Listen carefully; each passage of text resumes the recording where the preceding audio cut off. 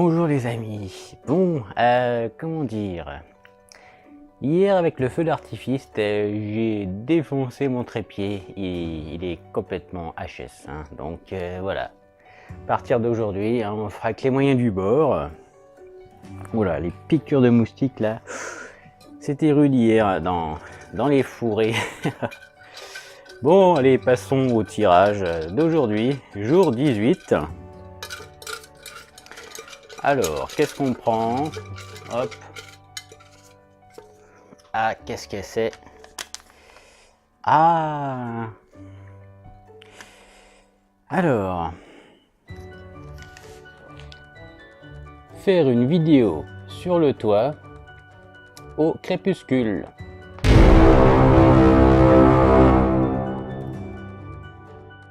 Au crépuscule. Crépuscule, c'est quand le soleil se couche.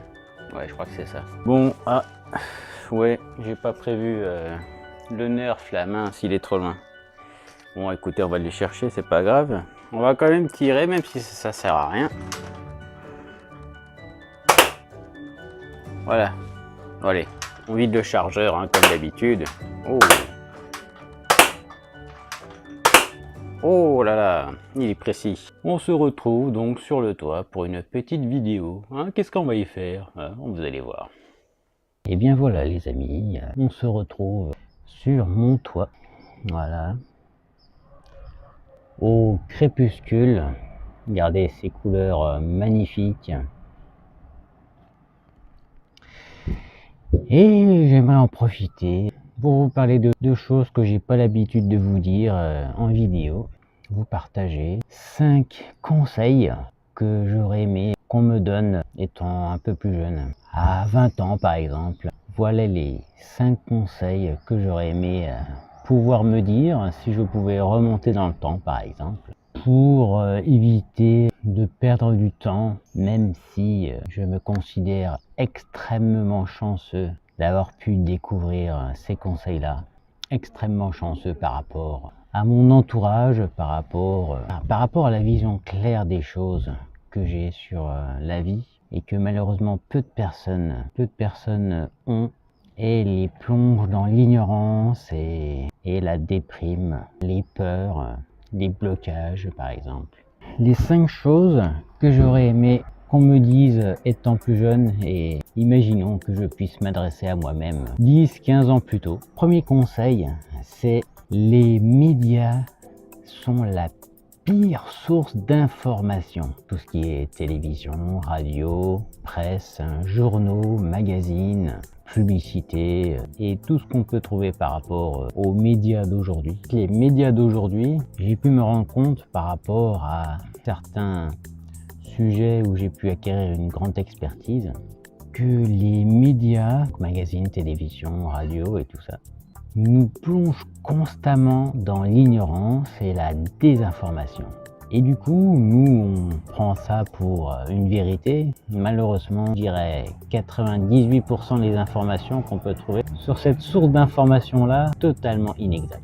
J'ai été amené inconsciemment à délaisser la télévision, la radio au fur et à mesure. Ça a littéralement changé ma façon de penser, ma vision des choses et du coup, mes résultats aujourd'hui que j'ai pu obtenir. Finalement, les médias nous montrent constamment ce qu'on n'a pas, nous créent des besoins. Les médias, finalement, ne nous font jamais passer à l'action. Les médias nous font supposer des choses, qu'on ne vérifiera quasiment jamais par nous-mêmes. Il y a seulement une chose où les médias nous font passer à l'action, c'est d'acheter telle ou telle chose pour nous faire croire que ce sera la solution miracle et qu'on sera enfin heureux et qu'on aura tout ce qu'il faut jusqu'à la fin de notre vie. Mais malheureusement, quand vous achetez quelque chose, vous êtes content, combien de temps ça dure? Et vous vous disiez avant, oh, je vais avoir ça, mais ça y est, tous mes problèmes auront disparu, ça y est, c'est bon, c'est fini. Et finalement, non. Donc les médias, finalement, sont la pire source d'information. Le deuxième conseil que j'aurais aimé qu'on me dise et que j'aimerais me donner si j'avais l'occasion, c'est de absolument savoir reconnaître les personnes toxiques. Notre entourage va pouvoir choisir correctement notre entourage. Notre entourage, notre environnement a un énorme impact sur notre état d'esprit. L'entourage peut soit faire deux choses, soit nous donner l'état d'esprit comme quoi on peut facilement obtenir certaines choses, ou alors carrément nous mettre des bâtons dans les roues et nous plonger, nous tirer vers le bas.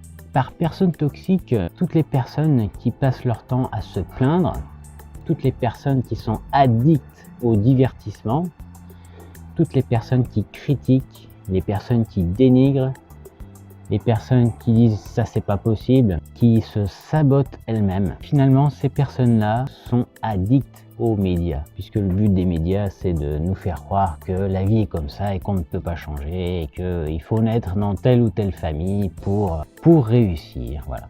Donc c'est le deuxième conseil que j'aurais aimé me donner.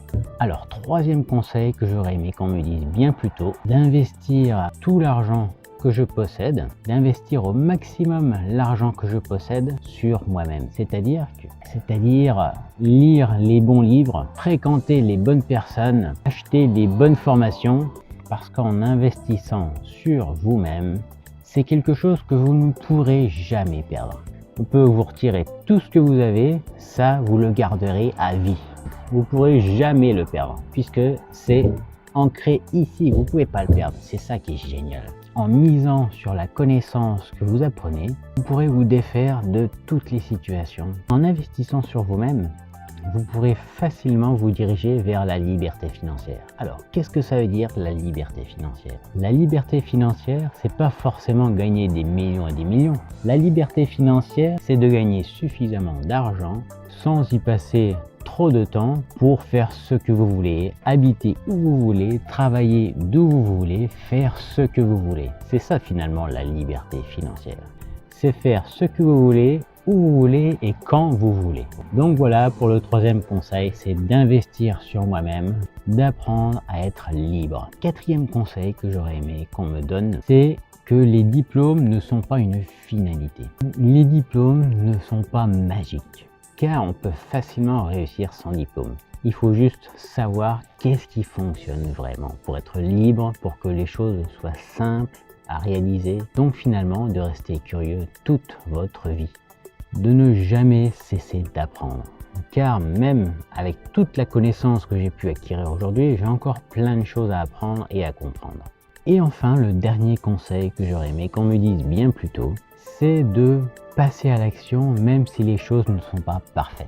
Puisque passer à l'action, quand vous passez à l'action, en fait, c'est là où vous apprenez le plus. C'est là où vous acquérissez vraiment l'expérience. Faire les choses même si c'est pas parfait, parce qu'en fait, l'erreur fait partie du processus de la réussite. C'est normal de se tromper, et il faut même se tromper pour bien apprendre. C'est tout à fait normal. Quand je repense aux nombreuses fois où j'ai eu peur d'agir, où je n'ai pas osé faire les choses, toutes les opportunités que j'ai pu louper dans ma vie. Mais aujourd'hui, j'ai compris cette leçon et malheureusement, ce n'est pas le cas de la majorité des personnes qui restent dans l'inaction, la paralysie. J'espère que ça vous aura été très utile. S'il y a des choses que vous ne comprenez pas, c'est normal. N'hésitez pas à me poser des questions pour que je refasse d'autres vidéos et que je vous explique plus précisément. De toute façon, c'est prévu que je vous refasse d'autres vidéos de ce type. Et je vous souhaite une bonne soirée. Likez, partagez, abonnez-vous, dites ce que vous pensez, donnez vos idées. Je vous donne rendez-vous demain. Allez, ciao les amis.